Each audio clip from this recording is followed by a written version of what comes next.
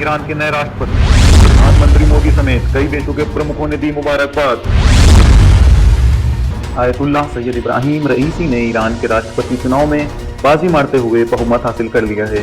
वो ईरान के राष्ट्रपति पद की शपथ लेंगे। गृह मंत्रालय की ओर से जारी होने वाली रिपोर्ट के अनुसार सैयद इब्राहिम रईसी 62% वोट हासिल करके पहले नंबर पर रहे। प्रधानमंत्री नरेंद्र मोदी, राष्ट्रपति रामनाथ कोविंद, रूस के राष्ट्रपति व्लादिमीर पुतिन और पाकिस्तानी प्रधानमंत्री इमरान खान सहित दुनिया भर के प्रमुख नेताओं की ओर से मुबारकबाद देने का सिलसिला जारी है। लेकिन दूसरी तरफ आयतुल्लाह रईसी की जीत से इजराइल में हड़कंप मच गया है। इजरायली विदेश मंत्रालय के प्रवक्ता ने ईरान के नवनिर्वाचित राष्ट्रपति आयतुल्लाह रईसी को ऐसा इंसान बताया है जो ईरान के सैन्य कार्यक्रम को तेजी से आगे बढ़ाएंगे।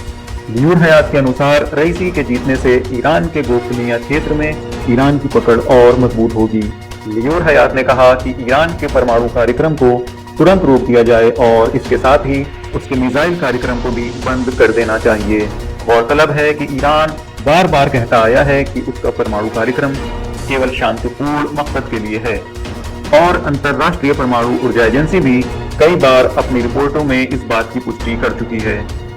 जबकि इजराइल के पास 100 से लेकर 200 तक परमाणु वॉरहेड मौजूद हैं और उसने अब तक NPT पर दस्तखत भी नहीं किए हैं। जुड़े रहिए विलायत न्यूज के साथ और सब्सक्राइब करना मत भूलिए।